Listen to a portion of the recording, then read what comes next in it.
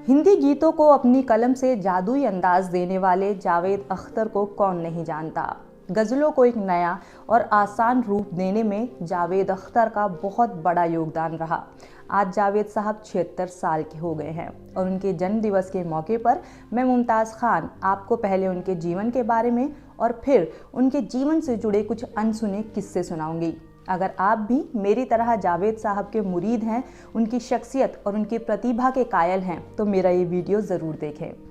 जावेद अख्तर का जन्म 17 जनवरी 1945 को ग्वालियर में हुआ था। जावेद अख्तर के पिता जानिसार अख्तर मशहूर कवि थे और उनकी मां सफिया अख्तर मशहूर उर्दू लेखिका और शिक्षिका थी।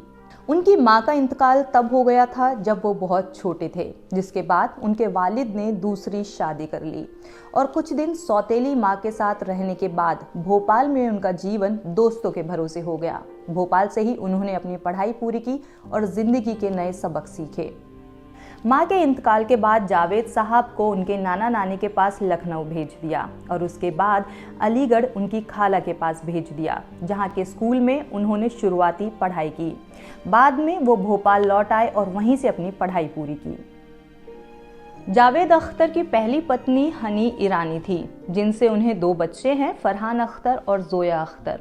जावेद अख्तर के दोनों ही बच्चे हिंदी फिल्म जगत के मशहूर अभिनेता, निर्माता और निर्देशक हैं और जावेद अख्तर साहब की दूसरी पत्नी मशहूर अभिनेत्री शबाना आजमी हैं। जावेद अख्तर के दोनों प्रेम विवाह थे। जावेद अख्तर के करियर की शुरुआत फिल्म सरहदी लुटेरा से हुई थी और इसी फिल्म के सेट पर जावेद अख्तर पहली बार सलीम खान से मिले थे। इस फिल्म के लिए जावेद अख्तर एक क्लैपर बॉय थे और सलीम खान ने इस फिल्म में एक छोटी सी भूमिका निभाई थी। इसके बाद सलीम जावेद ने मिलकर हिंदी सिनेमा के लिए कई सुपरहिट फिल्मों की पटकथाएं लिखी और जिसके बाद दोनों की जोड़ी को सलीम जावेद के नाम से जाना जाता था। इन दोनों ने मिलकर करीब 24 फिल्में लिखी, जिनमें दीवार, शोले और सीता और गीता जैसी फिल्में शामिल हैं। और आपको बता दूं, 24 फिल्मों में से करीब 20 फिल्में बॉक्स ऑफिस पर ब्लॉकबस्टर साबित हुई और फिल्म मिस्टर इंडिया के बाद दोनों की जोड़ी अलग हो गई, जिसके बाद भी जावेद अख्तर ने फिल्मों के लिए संवाद लिखने का काम जारी रखा। जावेद अख्तर को मिले सम्मानों की अगर बात की जाए तो उनको हिंदी फिल्मों में लिखे उनके गीतों के लिए 8 बार फिल्म फेयर अवार्ड मिल चुका है। इसके अलावा भारत सरकार उनको पद्मश्री और पद्म भूषण जैसे पुरस्कार से भी सम्मानित कर चुकी है और उनको 5 बार नेशनल फिल्म अवार्ड भी मिल चुका है। क्या आप जानते हैं जावेद अख्तर का बचपन का नाम जादू था? उनके पिता की एक कविता थी, लम्हा लम्हा किसी जादू का फसाना होगा। इसी से उनका नाम जादू पड़ा। बाद में जावेद जादू से मिलता जुलता था, जिसके बाद उनका नाम जावेद अख्तर रख दिया गया। जावेद अख्तर 1964 में मुंबई आए थे और उस वक्त उनके पास खाने तक के पैसे नहीं थे। उन्होंने कई रातें मुंबई की सड़कों पर खुले आसमान के नीचे सोकर बिताई। बाद में उनको कमाल अमरोही के स्टूडियो में ठिकाना मिला। ये लेखक राजनेता का भी सफर पूरा कर चुका है। जावेद अख्तर को 2009 में राज्यसभा के लिए नॉमिनेट किया गया था। सलीम खान और जावेद अख्तर को सलीम जावेद बनाने का श्रेय डायरेक्टर SM सागर को जाता है। एक बार उन्हें राइटर नहीं मिला, जिसके बाद उन्होंने पहली बार इन दोनों को मौका दिया था।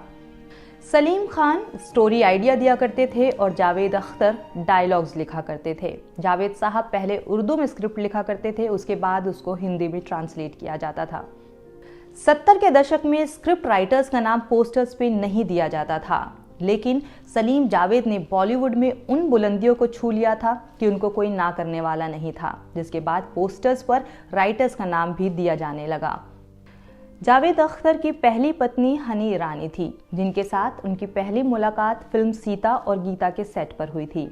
जावेद अख्तर उस जमाने के जाने माने कवि कैफी आजमी के सहायक थे। बाद में उन्हीं की बेटी शबाना आजमी से जावेद अख्तर ने दूसरी शादी की।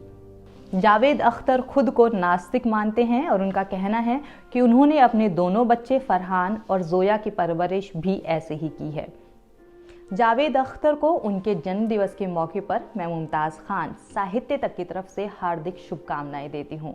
और अगर आपको हमारी वीडियोस पसंद आती हैं तो हमारे चैनल साहित्य तक को YouTube पर सब्सक्राइब कीजिए, हमारी वीडियो को लाइक कीजिए, शेयर कीजिए और कमेंट ज़रूर कीजिए। शुक्रिया।